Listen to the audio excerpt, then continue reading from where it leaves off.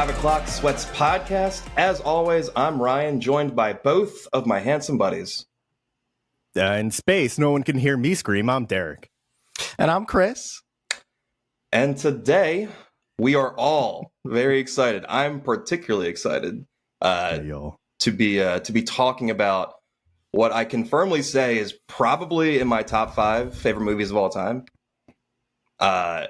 And that is the classic 1979 Alien, the original film that kicked off this awesome franchise that's still going strong to this day.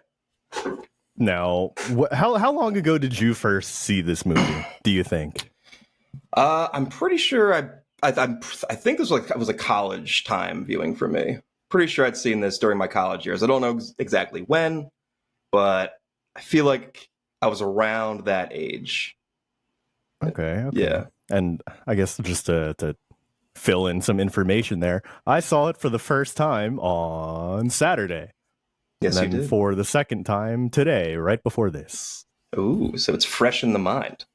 Well, Chris, when did you watch this movie for the first time? Well, yeah, so actually this is my first time seeing the original film, was in preparation for, this episode.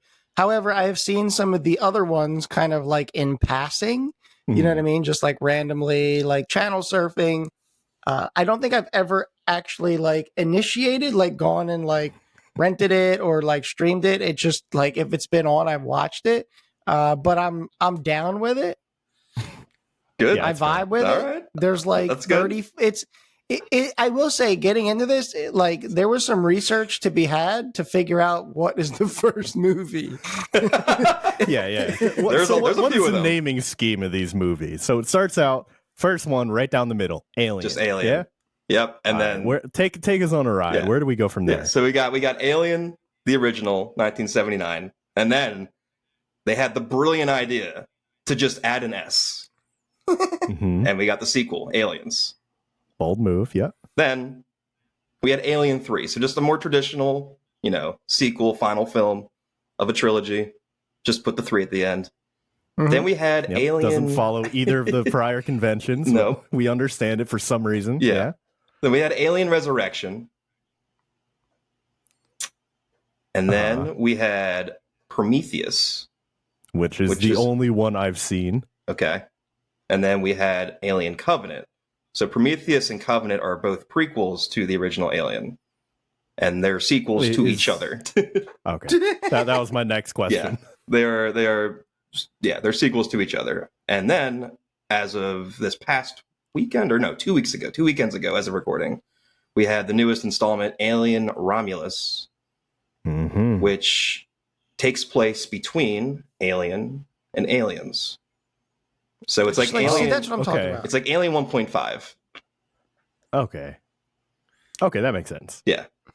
I mean, Alien Romulus coming out is kind of the impetus for this episode.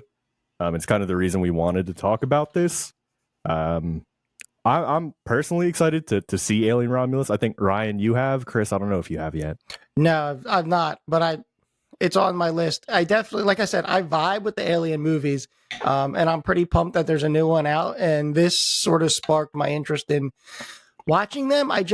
We were just running through the list, though. I find that agonizingly painful to, like, it's like Star Wars, where some of the more recent movies really take place prior to some of like the movies. Yeah. Like it's hard, and you can easily watch something out of order and you're kind of screwed. But yeah. So yes, I want to watch it, but I haven't. There's probably a bunch of people that watched Prometheus when that first came out. I think that was 2012, without having seen any of the previous Alien movies, not knowing any of the lore or anything, just going into it, enjoying that movie for what it was. Yep, that is me. That is you. We saw that together, I think, in college. Yes, we did discuss this. We were trying to figure out who else we saw it with, but yeah, you and I were definitely there together. So I did a deep dive on these movies a couple weeks ago. I was getting hyped up for Romulus. We knew that we were going to be doing this episode, so I went back and watched Alien, and then it was a weekend. I had nothing going on. I said, fuck it. I watched Aliens afterwards, and then Alien 3, Alien Resurrection, and then both Prometheus and Covenant back to back. and this was over 2 days. So I watched all 5 of those movies. Or sorry, all 6 of those movies. Sorry, in 2 days.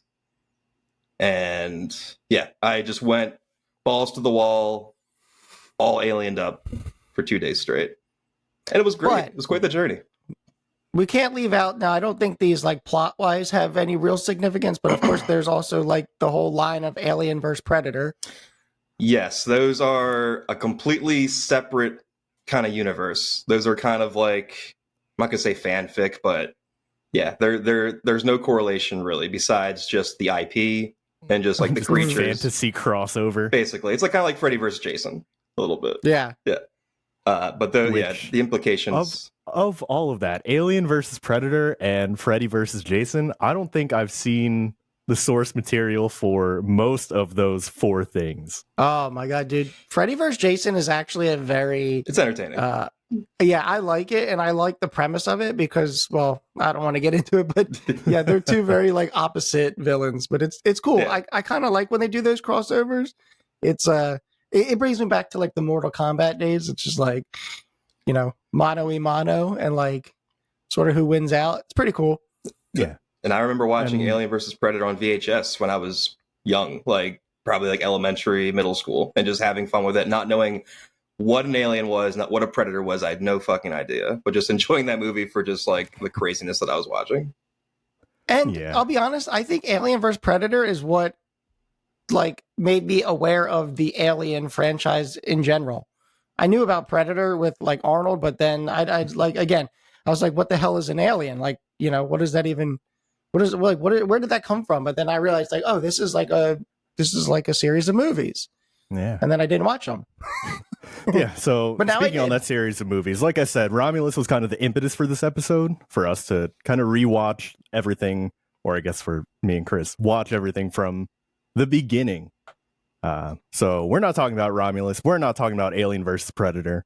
We're here to talk about Alien, 1979. Yes, now, Ryan, I know you looked up some stuff for this. I did. What you got? I come bearing some facts, some fun facts, and just like some statistics here. So, IMDb, out of 972,000 ratings on IMDb, Alien has an 8.5, which is a fucking strong score, especially on IMDb. That is like, that's up there. That is considered like almost masterpiece level. Like 8.5 is great. That's S tier. Rotten Tomatoes, we have a rare kind of agreement between the critics and the audience. We have a 93% critic rating. We have a 94% audience rating. That doesn't usually happen. Usually one's higher than the other by a decent amount, but we have critics and audiences alike both loving this movie, and I think we can agree they both got it right. Yeah. I think too, like this genre typically gets like poor critic rating, but high audience scores. Anything that's got like some horror, and then I think sci-fi in general gets like slammed on by the critics, at least from my experience. Well, it depends on the quality of it. Go ahead, Derek. Do kind of classics like this have kind of a skew in the data a little bit because they are classics? Like, I mean, 970. Well, I know that's IMDb, but you know, ratings come in. This movie is from 1979. Like, ratings can come in at any time. So, do we know how it was received back in 79, early 80s, as opposed to the 93, 94 we get now?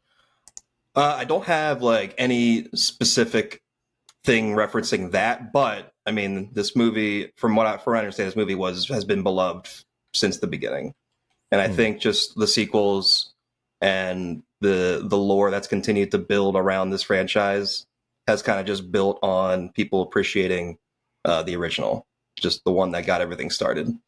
So yeah, I mean, from that context, this movie wouldn't have been the classic it is now if it wasn't well received back then.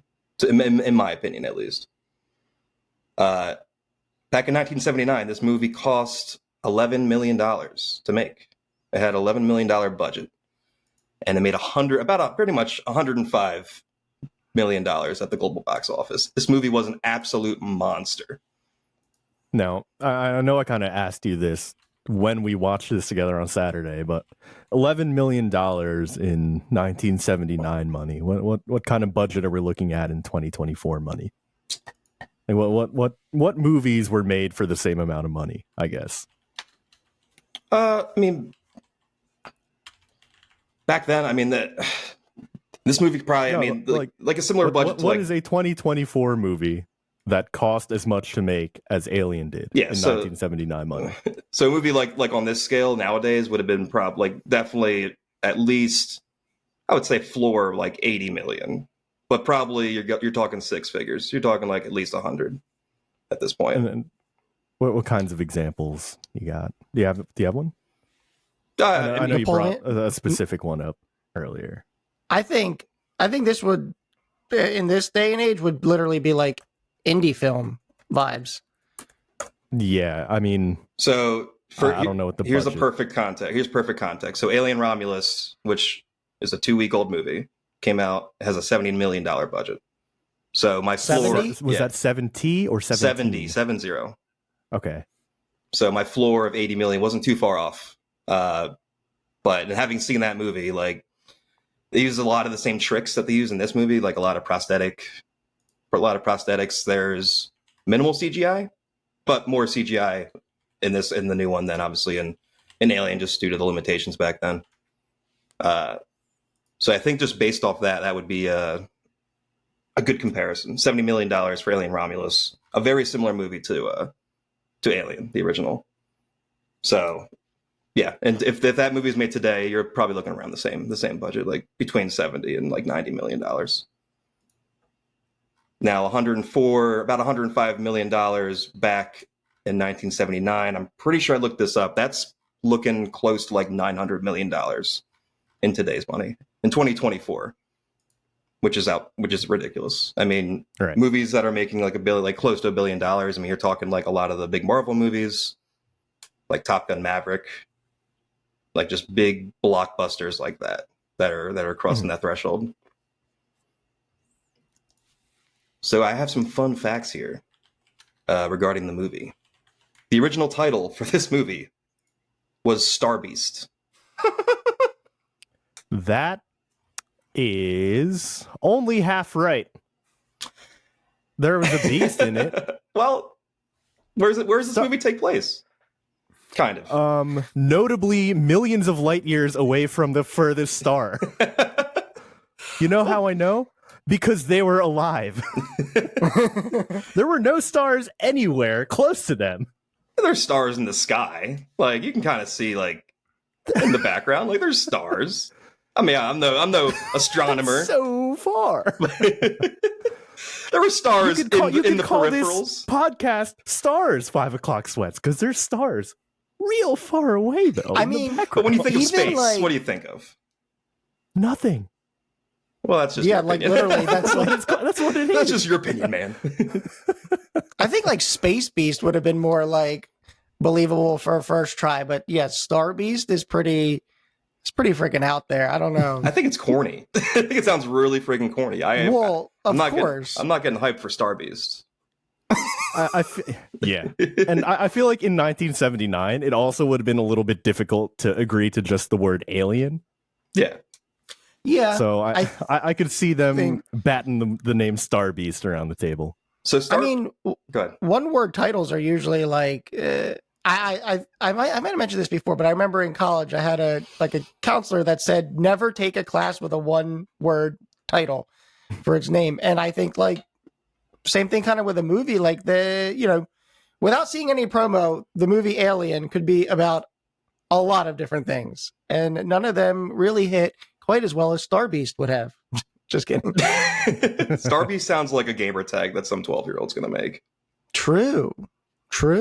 Guaranteed that's already taken. Yeah, probably. This was close to being the title. They only changed it to Alien after reading the script and seeing that the word alien was used so many times. They just figured, why not just make it Alien? So they kind of just pulled a Facebook. They said the word alien so many times, they never once said the word Star Beast. No, they did not. I do not recall them saying the word Star Beast in the movie at all. Anyway, I think they made the right decision with Alien. That is a much better title. Remember, just imagine like the sequels is Star Beasts with an S. Star Beast 3. Beasts. Star Beast Resurrection. It just doesn't hit the same. It just sounds so corny. Sounds like a sci-fi movie saga. Well, I mean, it would have been. In fact, true. it is. That's true. That's true. The chest burster scene. There's a lot of discourse around this scene. People speculated that this particular scene was shot in one take. That is not the case. People also speculate that the cast had no clue what was going to happen. That's also not the case. They were told that a thing would pop out of Kane's chest. They weren't sure exactly what it would look like. They also weren't sure or aware of that real blood and guts that were animals, that belonged to animals, would be splashing out of his chest, and they were in the splash zone. So that seems a little unnecessary, doesn't it? I'm sure Ridley Scott probably just wanted to invoke a genuine reaction of some sort from the cast, and it worked. Yeah, I've watched this movie twice in the last 72 hours, and it would have not made a difference if it was real animal blood or just like red water, like red thick water. Ketchup? It didn't need to be animal blood, right? Yeah. Just Heinz ketchup just spewing out. Then you get some French fries afterwards and just like dipping out of Kane's chest. All right, that's a little bit too far. It might be. So anyway, yeah, there was a real blood and guts that sprayed the cast, and their reaction to getting sprayed on was genuine, which helped make the scene feel a little more authentic. Ridley Scott cites Star Wars: A New Hope, obviously, for helping with his depiction of space in the movie. And so I forget, when did New Hope come out? Was that 76? 70. I feel like it was before 76. That was 70. 77. 77. Okay. Yeah, just -1 before 76. You're close. And the success of that movie actually helped get this movie rolling.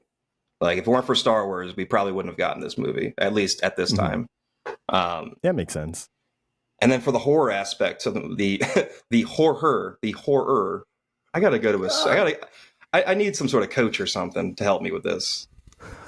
It's got to be Colin Mockery. The scares Whose in the lines movie. it anyway? the scary tone of the movie was inspired by the Texas Chainsaw Massacre, which, funny enough, is another movie we covered on this podcast. What year was that? I think that was also the 70s. It was early 70s. I'm pretty sure. 74. Look at that. So, yeah, and we can, having watched the movie, we can definitely see that. And then the alien's jaw tendons. This was funny. I did not see this coming, and I also... Whoa, I didn't see it coming. Yeah. Speak on that. Anyway, the alien's jaw tendons were created using shredded condoms. And a part of me is like, was that the only material that they could have used for that? Yeah, I'm kind of like catching on to something here. Like they like went like the weirdest route possible for a lot of these like. Is this movie a cover up for effects and stuff for a porno or something? Well, we'll get into that actually. Yeah. We'll get into that. I have a comment. Did we watch the same movie? I have a comment to make later down the line. Also, these condoms that were on set, was someone just going to the store to buy just a bunch of condoms for this, or do they just have like what's going on the set of this movie? It's like one of those things where it's like the first guy to try a food like on Earth, like cow's milk. You're just like, I'm gonna drink that.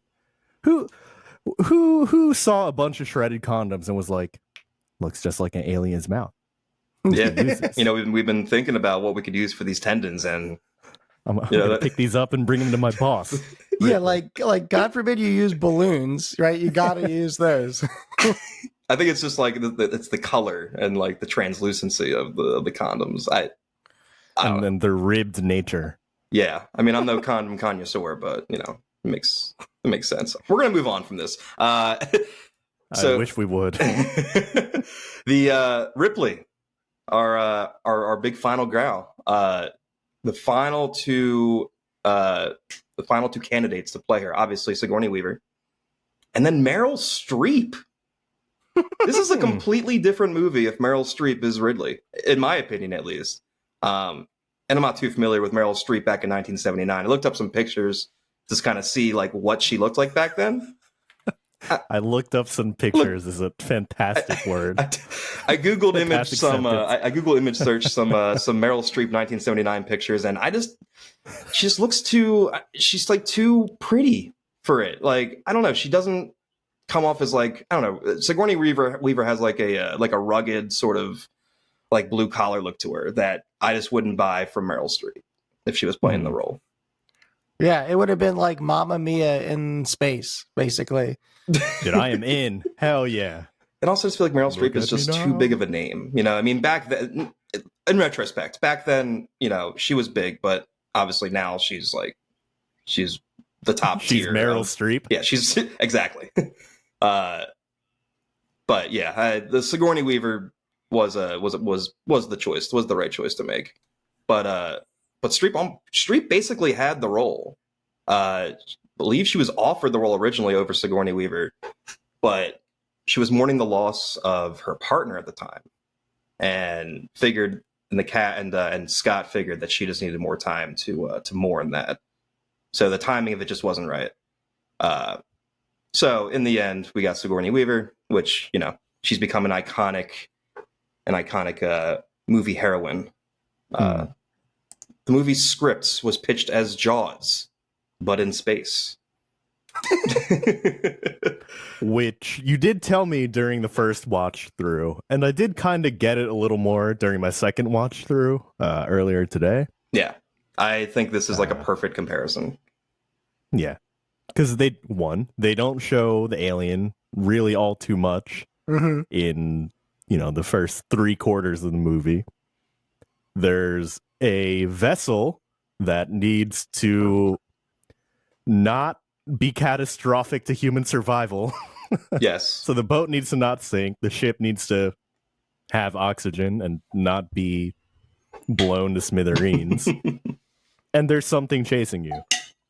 Yeah. It's pretty good. And yeah, go ahead. I think there's also like that man versus nature, like, you know what I mean? Like man intervening too much to the point where it's like, you know, they kind of cause a lot of the pain and suffering, I would say, in a kind of like a roundabout way. But I think that's kind of a good way to compare the two movies too. I also think that the way, and we'll talk about this, but the way they build the suspense and the horror are somewhat similar.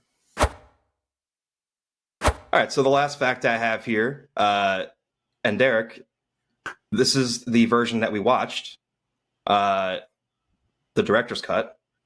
There's a couple of scenes, but there's one scene in particular that I think is actually important to the movie. Chris, I don't know if you were able to watch this or not. I don't know which version you watched. No, I think what I streamed was just like the original, or, you know, whatever, the theatrical version. Okay. So there is a scene where Ripley finds Dallas in the alien nest, and he's still alive. And he looks at Ripley and he's pleading her to kill him. Like, kill me. And yeah, he's like plastered up on this like alien nest. I guess you're supposed to think that like he's part of what is nourishing these alien like eggs, I guess. That's the thing, is that you have no idea, which is the horrifying part of it. Like, what is this? Why is the alien keeping him alive? What is he using him for? At this point, there's no context for that. You have no idea what the hell he's doing there. And in the original version of the movie, that scene's not even in the movie. Now, obviously, in sequels, you come to find exactly what he's doing up there. But I just think that's an important part. Like, that adds to the mystique of the alien and kind of the horror aspect. Like, this thing isn't just killing things because it wants to kill. It has a mind of its own. It's got a strategy. Like it's very it's tactical. It has a purpose, you know, Mhm. which is a lot scarier than just something that's going around killing people mindlessly. So that's all I have for the fun facts. I mean, I had fun. Good. I'm And glad. I learned some facts. So I hope you all listening at home learn some facts too. So next, I just want to go into how we think this movie is aged. Obviously, it's 2024. You two have seen this movie for the first time in the last 48 hours. Mhm. What do you guys think? Like, how do you think it's aged over the years? Like, does it feel dated at all? And if it did, like, what aspects felt dated? If it didn't, like, what's helping it? Like what's keeping this thing just looking and feeling so good to watch after all these years? Yeah, do you want to go first? Or you want me to go, Chris? yeah, I'll go. I have some thoughts there. So, if I had not looked at the year of the movie, I would have probably pegged this as being like a mid '80s film, just kind of based on the vibes I got and my familiarity with other '80s films. I would say it was like mid '80s. It turns out it's more, it's late '70s, which kind of counts as '80s, but I think it was ahead of its time. Mhm. I think now, sure. I mean, listen, I loved the movie. It was great. I mean, there's no denying that there are, technology wise, there's some things that are obviously lagging behind to no fault of its own. It's just, 40 some years have gone by, and I think what they do really well, though, is, and this is what films I think nowadays need to do, is the practical effects. Ditch the CGI. Like, I'm a big fan of miniatures. You know what I mean? Like, like small scale, but really fine detail, and somehow incorporating that into films. Yes, sometimes you can tell pretty easily that it's that. That doesn't take away the immersion from me. What takes away the immersion is like everything green screened, in my opinion. So I'm not a fan of that. And I felt like this movie did pretty well with the practical effects. I will say, like, the set design and everything still holds up. It's very eerie, and I think it sets the tone perfectly for the film, and I think it achieves exactly what they want it to. I'll say primarily the thing that doesn't hold up to me, and I guess it's kind of funny, but is the actual alien itself. And it kind of goes back to Jaws too, right? Like, as much as I love seeing the shark, and just like this, as much as I love seeing the alien, I think the best thing they did to keep the movie, from becoming laughable 40 years later is they didn't show too much of the alien, because there are some scenes where you see the alien and you're like, that is an actor in a rubber suit kind of vibe, which we all know that's the case, but there's some scenes that are like, yeah, that's pretty obvious. So I would say like that doesn't really hold up as well, but I think the effects of the mouth, like the close-ups of the mouth, still hold up. Yeah. The torn condoms. Yeah, exactly. All those ripped up condoms. Apparently, now that I know that, I'm like, that kind of ruined the immersion for me now. Thing just got Trojans in its mouth. Yeah, this is just the Trojan commercial. So that's, in my opinion, I think the alien doesn't quite hold up in certain shots, but the close-ups of just the head still work fine. The scares, the set, obviously the score, and I think even the effects are good. Like when it pops out of the guy's chest. I mean, again, they don't show too much. They show just enough where it's like, I don't know, it feels realistic enough to keep me immersed. Mhm. Yeah. Funny little note on that chest burster scene, which I could have included in the fun facts, but I didn't. Would have been too much fun. Would have been way too much fun. We gotta pace ourselves here. So in the chest burster scene, the thing is popping out of Kane's chest. You notice that it doesn't come out the first time. It Mhm. it tries, but it can't break through everything in the first go. That was Gross. gonna be cut originally because they were just gonna have it burst out first try, but they figured that kind of added to the scariness of it. Like, oh, this thing is trying to get out. Like, Mhm. it is really trying its hardest. And I think that was definitely the right choice to keep that in there. Because that first one, you're like, oh, the fuck is happening? It's like kind of a jump scare. And the second time, you're like, oh my fucking God, that's what that thing is. Yeah, I think it kind of throws off the like the natural timing sequence of like what you get. Like, you know, in horror movies, you can kind of like feel when something's going to happen at the exact moment. And that kind of like stumbled me a little bit. So I was like, wait a second. And then you can feel that impact too. Like when I'm watching that, I'm like, oh my God. Like the way that would feel is I don't even want to think about it. Oh, I hate that. Yeah, but what we were saying about the set design, I think the set design of this movie is just fucking gorgeous. I'm obsessed with the way this movie looks. The just the opening shots of Nostromo itself, like just looking at all the tech, going through the corridors, like you're kind of getting a sense of like where things are at. It's eerily quiet. I just like if you're a sci-fi guy, which I am, like the set design is just it's ridiculously gorgeous. Like I'm absolutely obsessed with the way this movie looks and the way that Scott put this together. Derek, what about you? What are your thoughts on how this aged? There was something that I clocked when we watched it together that was like really like in my mind screams science fiction to me, which is it seems like when somebody wants to portray a metal as being strong or reinforced, it's like there's a square panel, and then in the middle there's like a smaller square panel that connects to the four corners. Kind of like if you were to draw like what a tesseract might look like in 3D. You know what I'm talking about? I don't know how to describe that, but like every wall panel has like concentric like squares or things running around it, and like that just screams I'm a sci-fi movie trying to like tell you that this is space grade metal. That's a good point. Yeah. Actually, the way I kind of envision that is like if you've ever looked at the like the back of a motherboard for like the bracket for mounting the cooler. I know exactly what you mean. Like it's just it's like the four corners that like are like it's reinforced. Yeah. That's actually a really cool detail. I didn't think about that for the set design. Yeah, and I like clocked it in a couple different scenes. But I think just working in tech, of course, I'm going to like kind of scrutinize the tech a little bit more.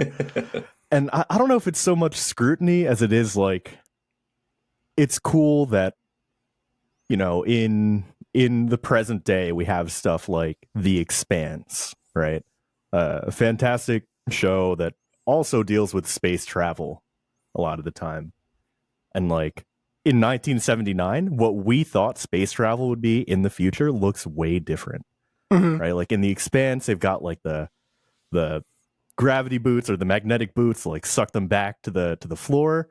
And in 79, they're like, let's just not think about that. Gravity exists on this ship. It's fine, I guess. And then like there's a scene where there is an android that gets broken apart, and like the inside bits of the android are so organic. Yeah, we talked about this. Like it's like glass beads connected by like rubber noodles, basically, and then just a whole bunch of like organic matter. It's so weird, but it's like this is what 1979 was like. This is what it's going to be in the future. It does kind of look like pasta salad now that you think about it. Like it just looks like there's like some noodles in there. Just Gross. Get a spoon and dig in. Yeah, no, that's a great point. That goes back to the prosthetics for this movie. Like it is interesting going like watch this movie now and be like, oh, this is what they thought like the future would look like. But it just you could just see the creativity just oozing off the screen. So in that sense, I do appreciate it. But yeah, and Chris alluded to this too. But like the prosthetics in this movie, like I agree with Chris. The thing that's aged the worst for me is the alien itself when it's moving around, especially. It's a guy in a suit, like you can tell, especially at the end. Yes, yeah. that's mostly what I was Yeah. referring to as the end. Especially the Yeah, everything before that, like the alien is in darkness or like there's a strobe light going off Yeah. somewhere. anything where there's At like the a end, it's just full on a dude in a suit yeah, getting vaporized. anything where there's like a puppeteer or like some sort of prosthetic, like the alien head is just it looks, to this day, it looks almost pretty much flawless. I think it's gorgeously done. And for me, like this alien design is still the best alien design I've ever seen. I'm obsessed with the way the xenomorph looks. I just think it was so ahead of its time. Like it looks truly alien, like what you would think maybe, and it's not like a Martian alien, but like back then, like this was like the alien. Like when you thought Alien when this came out, like this is what you thought. And the way that it looks kind of insect-like too, which is why like the deleted scene where Ripley finds Dallas in the nest is so important. I think is just because like this thing has insect-like characteristics, and like bringing things back to a nest is very insect-like. But yeah, I mean the prosthetics movie had the prosthetics have helped this movie age incredibly over the years. And the ships too, like the Nostromo, like when the scenes of the Nostromo in the beginning, especially like when it's descending to the planet where they find the ship, when it's taking off, like it's they're model ships, like they're beautiful, they're super detailed, and you just feel like you can reach out and touch it. And especially when it's taking off from the planet after it gets repaired, after they bring Kane in, after he gets face hugged, when it's taking off, like you can feel the weight of that ship. Like you can tell this is a heavy fucking piece of machinery that's trying to take off, and it's not even 100% fixed. You can tell it's struggling. It's taking some time to get off the ground and get into space. So I just appreciate little stuff like that. And one more comment on, how things aged. I think they did a great job, like for themselves. They probably weren't thinking of this, but the way in which they kind of designed like the weapons, like they're not using like blasters or like, corny like weapons, like just had like the flamethrower, right? Like that's always going to be, that's like a timeless weapon in any kind of movie. And then even like the heartbeat sensor kind of thing, right? Like, yeah, you know what I mean? Like that was probably like really far fetched then, but that's like a super believable thing now. So I don't think like the weapons they chose, like, they could have gone weird. And I think some movies do that. And then it's like, okay, that's killing it for me 40 years from now, because these blasters look like freaking toys. Yeah. But I think they made a good choice going with a flamethrower, whatnot. Yeah, and in the future movies, like they do introduce new weapons and things, but nothing ever feels like too futuristic, or like everything still feels like it could exist. Like you could see this existing in the future, like even with the technology that we have now. Everything is like still kind of industrial and grounded, and kind of militaristic, especially in the second one. I can't wait for you guys to watch the second one. But moving on, yeah. Moving on. I think one thing for me that's aged really well about this movie is just the storytelling aspect of being with the characters, learning about what's happening in the movie. I mean, you start the movie, all you know is that you're on a ship in the middle of space. You don't know where the hell you're at. You get some information at the beginning, like the name of the ship's the Nostromo. There's 7 crew members. They're heading back to Earth. But aside from that, you really have no idea what's going on. And then, the characters all wake up. They all come out of their cryosleep. They're not even sure what's going on. I think they assume that they're home, that they've reached Earth finally. Then you come to find that that's not where they're at. They've been rerouted to intercept a transmission from an unknown source. Yeah, and obviously because it's the 70s, they wake up and the first thing they do is just fucking light a cigarette up and like eat cereal. Yeah. I'm like, yeah, of course. Yeah. Lighting up a Marlboro on your fucking spaceship in 2133. Exactly. And I think I read that there's like, what is it, the first 7 minutes of the film, there's no dialogue. Yeah, actually, I made a note of that when I was watching the movie. I was like, there has not been a single written piece of dialogue yet.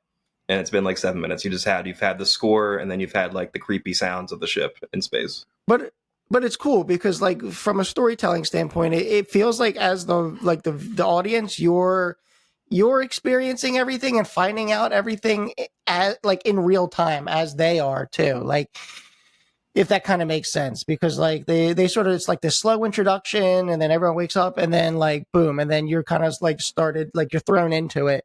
Yeah. And like you're kind of riding that roller coaster with the, like, you know, the characters. Yeah, and I think it helps kind of isolate you too as the audience, right?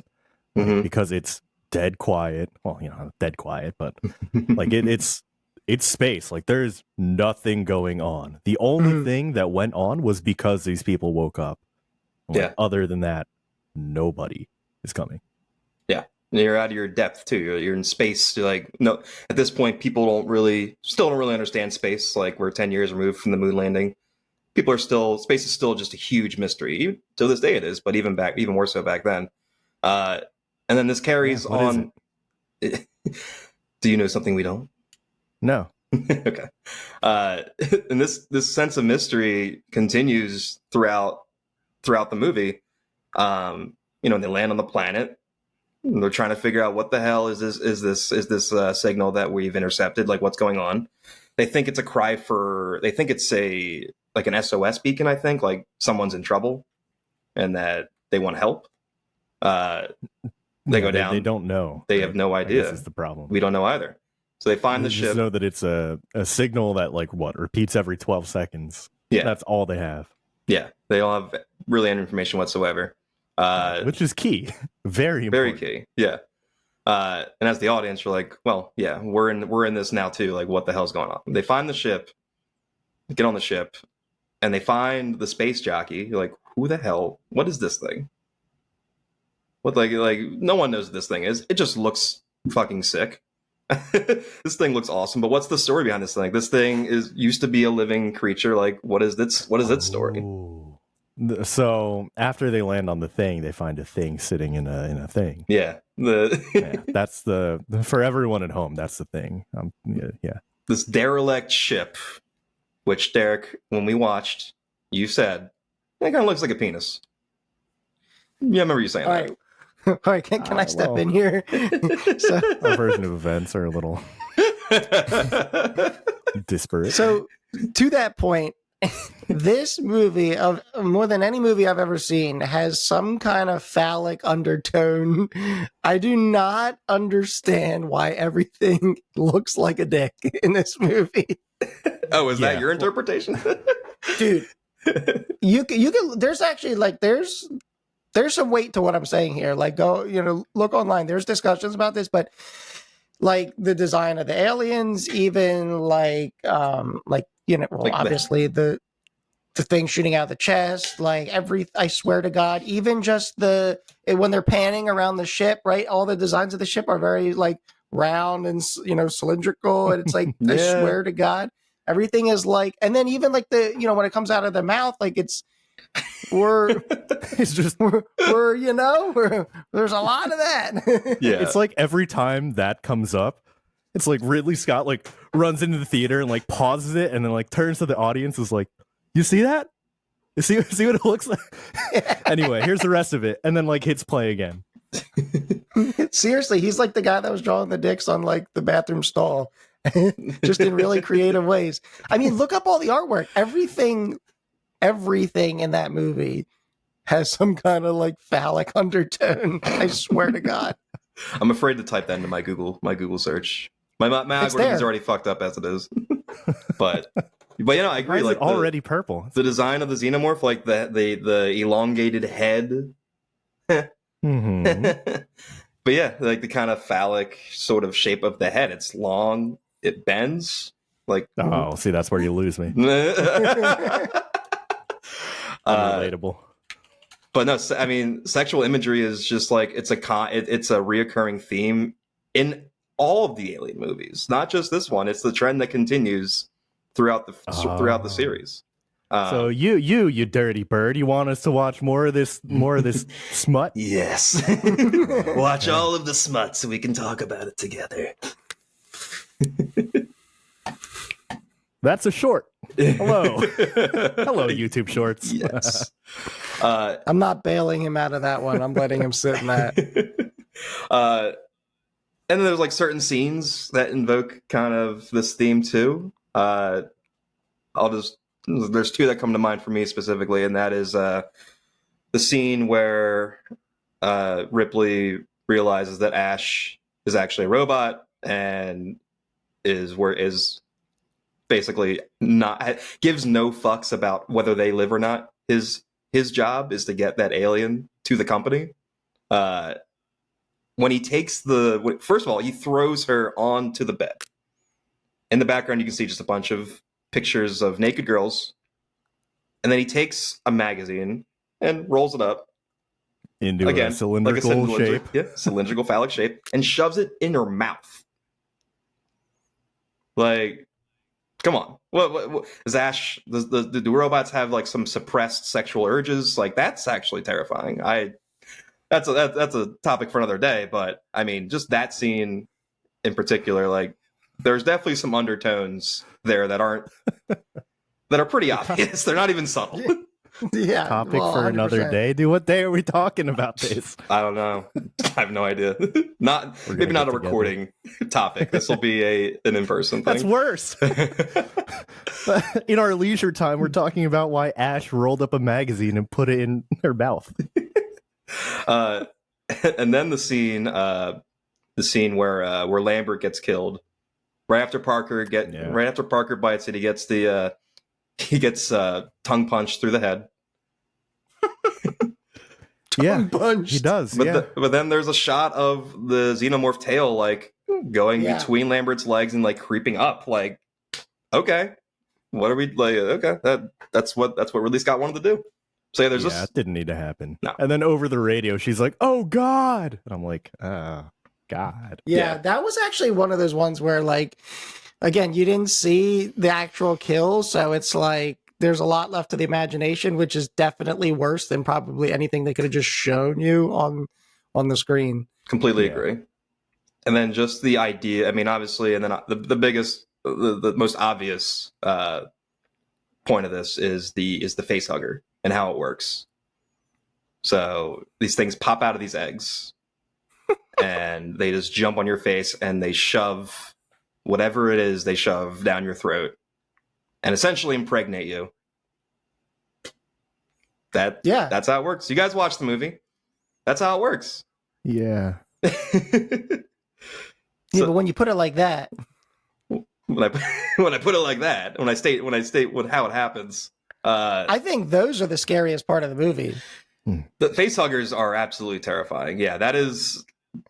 Yeah, I think the xenomorph is scary itself, but I think like the idea of those and like what it's doing and you knowing after the fact, especially like what the result of that will be. Yeah, shit's fucking scary. It's also scary, just like from like a claustro. I mean, we talked about this, but there is a very big like claustrophobia factor here, and like that, it's smothering. Yeah. You know what I mean? Like that's a very real fear and a sensation that you can, it's, you know what I mean? It's tangible. Plus it's very unsettling to see them to see bodies laying there with those things on their, it looks like a big spider and freaks me out. And it has like a phallic shape hanging from it. I don't like it. Get it away. You said smothering. I mean, Kane says after he wakes up, he said he had a dream about smothering or being smothered or something like that. So, but the ironic thing is like he's being fed oxygen by the facehugger to keep him alive. I read somewhere that they went this route with making it how this part of the biology works for the alien. All right, I'm getting ready for some real mental gymnastics for why it needs a butt dick. It's basically just they were trying to tap into like the male fear of oral penetration. Like that was what they were going for, and I think it was effective. That's not something that keeps me up at night. Like I think, but for I think Chris, maybe, real quick over here, just you and me, man. Did you think that was gonna go that way? No, but based on who's speaking, I'm not surprised. I think At no point in that sentence did I think that was. Anyway, yeah, go ahead. So you don't have to do it. I have to turn this way. Actually, I turned the. I think a toned down way of saying that is, I think that they were trying to tap into the male fear of male impregnation, essentially. Yeah. That is I don't think we have to talk about oral penetration. Well, that's part of it. Listen, that's just part of it. We're adults. We can talk about it. But I guess it's like having your masculinity stripped away, I guess, back then. Like the average 1979 male watching that was, there's definitely that kind of fear that's there. Yeah, it's definitely like it gets, to be honest, it's almost like one of those things, like the more you think about it and the more you kind of read into it, like the more fucked up it seems. Oh, yeah. So I choose to just take it kind of like at, no pun intended, face value. And I just think it's scary to have a mutant with a wiener cling to your face. Yeah, instead of Star Beast, it could have been Mutant Wiener. Oh, Mutant man. Wieners. Mutant Wieners. Mutant Wiener 3. Damn. Mutant Wiener Resurrection. Whoa. Oh, man. It res what now? One little thing I thought was funny, in the moment, that aged well, was just like Ripley asking Mother, the computer, questions. Yeah. Like how we are just on our computers Googling things pretty much daily. So I think back in 1979, they got that aspect of it right. But the ironic thing is that Mother is not answering any of her questions. Exactly. It's like the worst version of Siri ever. Yeah. Even though Siri already sucks, it's like way worse. Or it's like pre-Ask Jeeves. You know what I mean? Yeah. Like they basically gave them the idea for Ask Jeeves. Or like if you're Google searching like some sort of symptom you have, you're sick, and then it's obviously like worst case scenario, like, oh, you're dying. Like that's the thing. Like the one answer she did get was the worst answer she could have gotten, which was, the crew is expendable and the objective is to get this alien to the company. That was the one piece of information she learned, and that's all she really needed to know at the end of the day, was that it was her against Ash, essentially, and the alien. So 2v1. Not great odds. So speaking of odds and aliens, I really wanted to, before we wrap things up, I wanted to talk briefly about your opinions on the horror aspect of this movie and how the scares and how the tension is built. Do you see similarities to other movies? Did you think it was effective? I kind of want to hear your take. So, Ryan or Derek, feel free to start, but it's just kind of something I wanted to go over real quick. Sure. I brought something up when I was watching this with Ryan, and it was a scene that Chris, you already kind of talked about. So when Dallas is the flamethrower and he's in one of the vents, he's trying to like close off all the apertures and like the airlocks and all that. There's a point where they lose track of where the alien is, and then it like pops back up on the radar and it's coming right at him, right? Which I think that the idea is terrifying. The way that the audience can see it on the screen moving towards Dallas's dot is terrifying. Yeah. Again, the whole claustrophobia thing, because it's a spaceship, it has to be compact.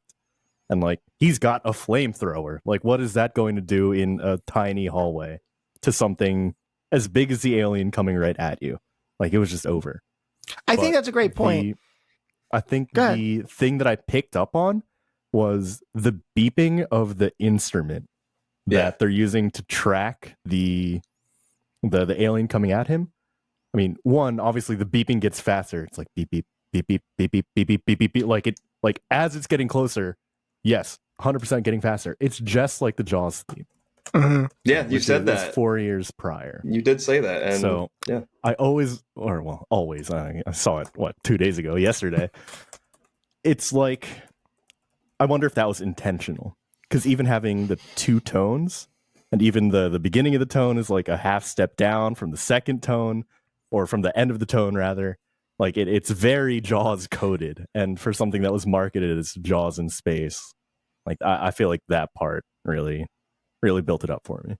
And even the, like you said, the sound, right, is similar, but even the blinking aspect, right? It's like a blip. Like it's the same thing with the barrels that were, tied up to Jaws, right?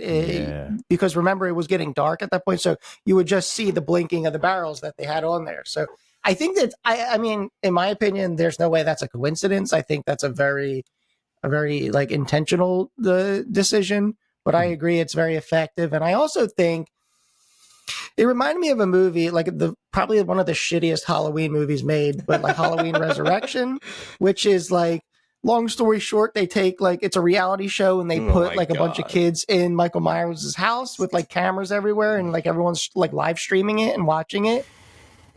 Turns out real Michael Myers is in there. But the point being is they're like texting the people in the house, like, yo, we see him in the kitchen, like run, like, it's like that concept where like she's telling him where he is, but he can't see it.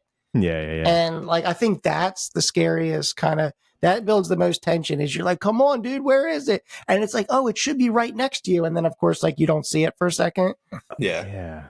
No, I agree with you. And I think kind of branching off that, the sound and lack of sound in the movie is used so effectively. Mm-hmm. Like this, there's a score in the movie, but it's seldomly used. It's used in the beginning, but it's not like they use the score to like build up scares. You know, they build up scares with long periods of silence and tense. Just you can feel like how tense things are. You can cut it with a knife. They're okay with just like letting long scenes of silence happen and just like let the dread keep building and building and building. But then they have scenes like Dallas in the vent, which, you know, they have the assistance of sound. They have the beeping. You have the voice of Lambert over the radio, like panicking. You can hear the panic in her voice. But yeah, the use of sound and or more so the use of no sound really helps build the tension in this movie overall. But I also, like, for me, the scares in the movie, like what is the scariest part of the movie is kind of the idea of like you're in a room and you see a spider and then you look over at where the spider was and it's not there anymore and you can't find it. Yeah. Where's the fucking spider? I mean, this is basically the whole movie. Like when you find the spider, it's 75 times the size it was 10 minutes ago. Yeah. But the scene where the face hugger removes itself from Kane's face, like that's exactly that feeling. Like, you know, this thing is in here somewhere. Where the hell is it? And then eventually when it transforms when it evolves into the xenomorph, it's the same thing. Like, we know this thing is on the ship. Where is it? It's using the vents, they think, to move around, but they have no freaking clue where it is. So they're stuck in this haunted house in space, basically, walking around, not knowing where this thing is. And it this is just the feeling that it could pop up at any moment is what's the scariest part of this movie for me. Well, I think adding to that, I think the set design really caters to that, because if you think about the way that the xenomorph looks, especially the fact that it's typically like, it looks like it's wet in some way. It's always wet. This thing is moist. So it's like wet, it's like slender, it's always like glistening and like veiny. it's, you know, it's like that blackish grayish tone. It literally matches how a lot of the sets look. Like there's so many times in the movie where you're looking and it's just, you know, the ship behind somebody, but like it looks like it could be the alien, you know what I mean? Because it has the same kind of color palette and like visual aspect to it. But I think the scene where Brett, he's like the mechanic guy, right? Like he goes looking for his cat. Yeah, he's wearing like the Hawaiian shirt. He's like kind of the hippie guy, but not really. Yeah. And you know, your point about the sound is good, but it's almost like it was almost like they fixated on one very trivial sound with the water dropping Yeah. so much that, and then you heard like these faint like cues that there was, of course you saw like the tail drop down, but there were like these faint like cues that you almost heard like a hissing or growling kind of, right? And then he turns around, obviously. I think like the sound was good there, but I really like that they use, and it's a classic thing in a lot of scary movies, but you know, you're focused here and then always like up here or back here, something's dropping down or, you know, popping up. Yeah. And then it's always like, you know, the character turns and then it's there. And I think they did a pretty good job of that. You know, not make, I mean, I'm sure back then it probably wasn't overdone, but like nowadays that, you know, that can be an overdone tactic, but it works really well in the film. Yeah. That scene in particular with Brett, is so effective, I think, because they kind of that room itself, like there are things dangling from the ceiling, like chains and stuff, like, and you like things are moving, and then it sets up the eventual kill where the alien comes and kills him from, you know, he drops from the ceiling and kills him. I think there's actually parts of the movie where the alien, even before the ending, which I'll get into, but like even like parts in the movie where the alien is kind of in sight. You just can't tell it's there. Like you just, your eyes aren't picking it up, but it's there on the screen, like in the background somewhere. Or vice versa, where you think you see it, but it's not there, kind of. And I think that's the whole point. Yeah, you know, it leaves it up to the imagination. That's actually a great point. I love that's a good pickup by you on the color of the alien, how it blends in with its environment. But yeah, the end. I mean, sticking with this conversation, the ending of the final act of the final confrontation of the movie with Ripley versus the alien on the escape pod. As soon as she gets on that thing, you can see its head, like it's lying there. You can like she actually is like she's like, what does it look like? Looks like a wiener. We know what it looks like. But yeah, there's even a scene where she's like inches from it, like messing with something. Yeah. She's inches from the head and she's messing with something. It's right there. You don't know, but in the moment, you don't know it's there. It's when it finally reveals itself. You're like, oh, fuck. It was there the whole damn time. Are you kidding me? Oh, man. That part's also fucking scary. Like, and especially on rewatch. I will say we could talk about our favorite scenes, but, you know, talking about the horror, I think the biggest jump scare that I got was legit when it's when Dallas dies, right? Because he's like, first of all, you can hear in his voice he's scared, which is like, that's unsettling when the leader is scared. He's like, I just want to get out of here, kind of thing, or whatever. And then he climbs down that ladder and then like basically like pans to the one side. But I will say it was a little corny because I felt like it was a guy in a suit, because it was, and he just went like, ah. He was like giving him a hug, but it's just like it did. I don't know. It kind of made me jump, but it was also weird at the same time. Yeah, that was a good jump scare. That got me too. But in the moment, I was like, he's trying to give him a fucking hug. He just wants to give him a hug. Were those his arms? Like, did he just put out his arms for a hug? Like, what the fuck was that? Hug me, brother. The biggest jump scare for me was the fucking cat twice. The cat accounts for 2 like big jump scares in the movie. That fucking Jonesy, man. Derek, did you have anything else to say about that? About the cat? Which part of it? About the cat specifically? Yeah, about the cat specifically. Just a spoiler alert for everybody. Cat makes it to the end of the movie. And on the cuteness scale, he's very pick upable as well. I'd say he's the most pick upable. 10 out of 10 pick upable character in this movie. All right, well, I think we should just end with us talking, like just naming our favorite scenes in the movie. I was going back and forth on what I wanted to choose. I mean, there's obviously a bunch of scenes, but I don't know. For me, I think for me, I'm going to choose the scene where they discover the ship.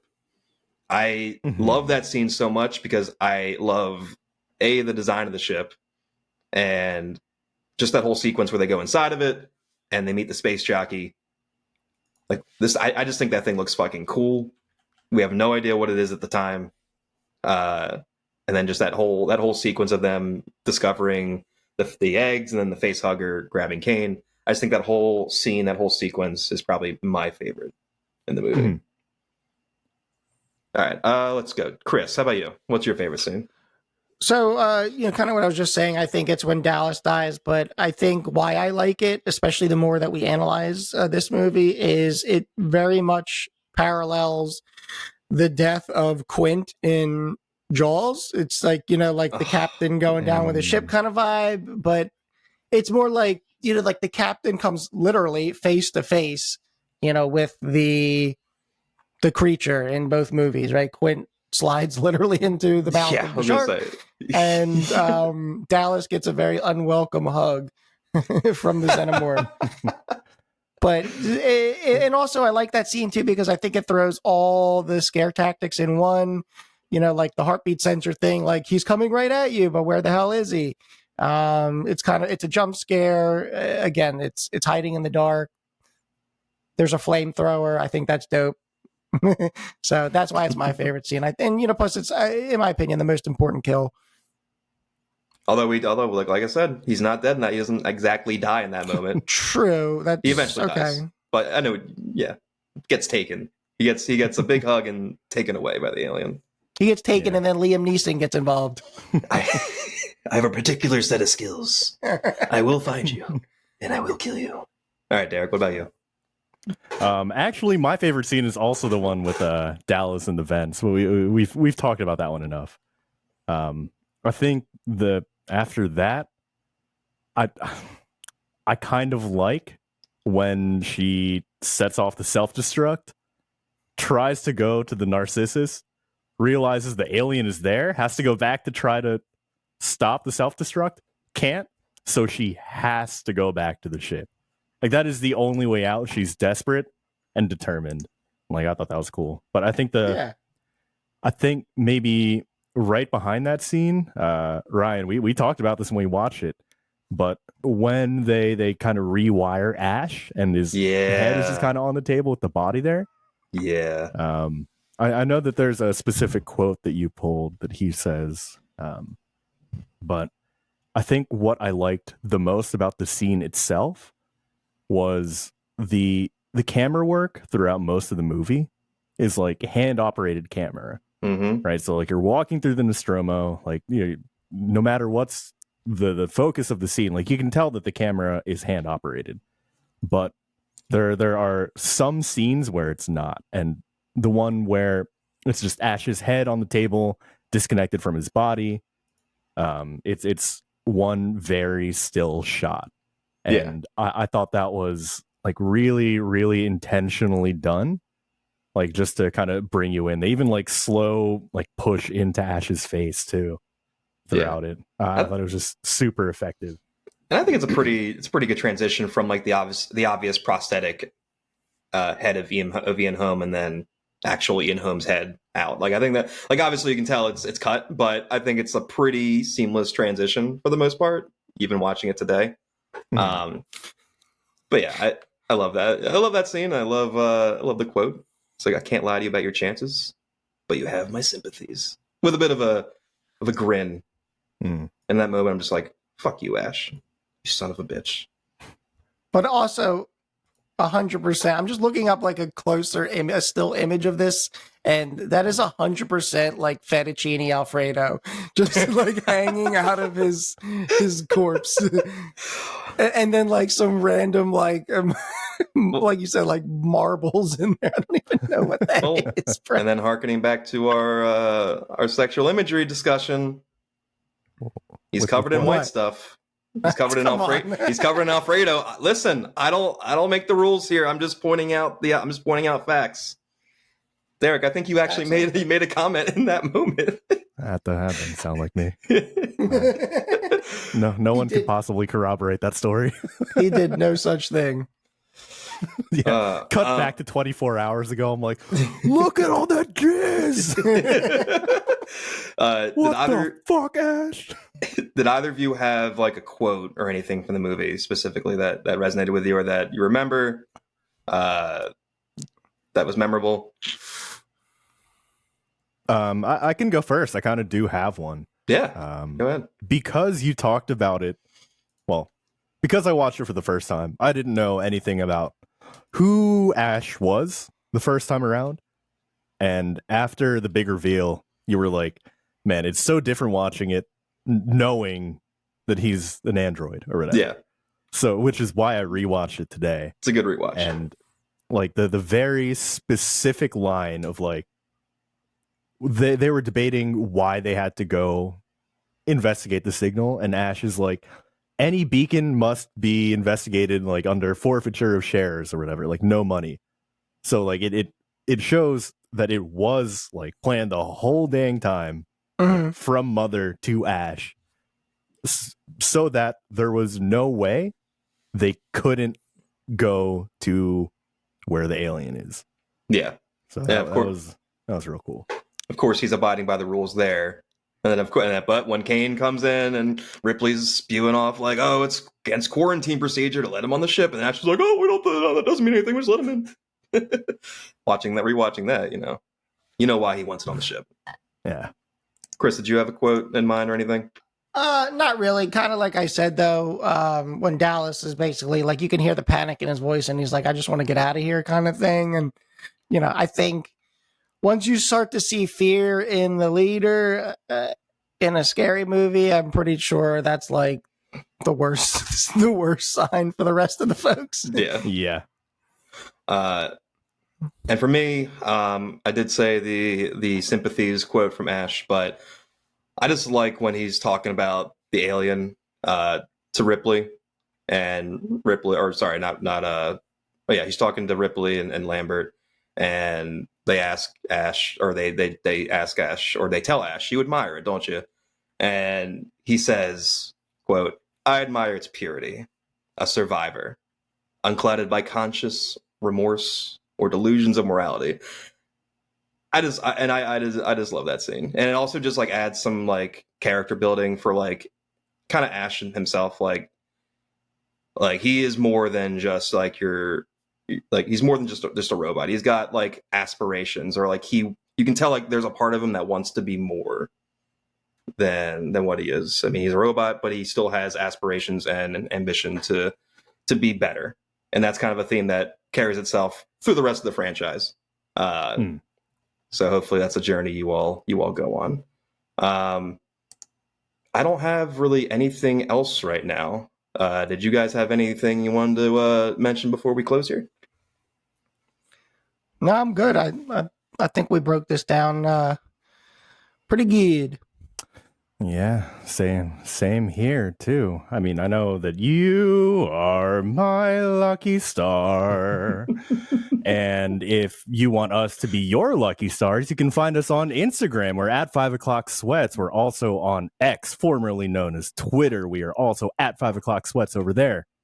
You can see our beautiful faces on YouTube, or just listen to our voices if the faces aren't doing it for you, on Spotify, Apple Podcasts, or wherever you get your podcasts. Anything else? Fun fact. One more fun fact. Just, we've had a lot of fun. Now we can have a little more fun before we close here. We've had a lot of fun here. The lucky star, you sang that. I believe that was improvised, or it was either improvised or suggested by Sigourney Weaver to sing that at the end. It was not written in the script. And the production was pissed at her because they had to pay for the rights to the song. And it was not cheap. I don't have the number, but it was not cheap to purchase the rights to that song. But it works. Most of that 11 million budget went to. Possibly. Yeah. Well, there it is, Alien. And, as always, stay sweaty.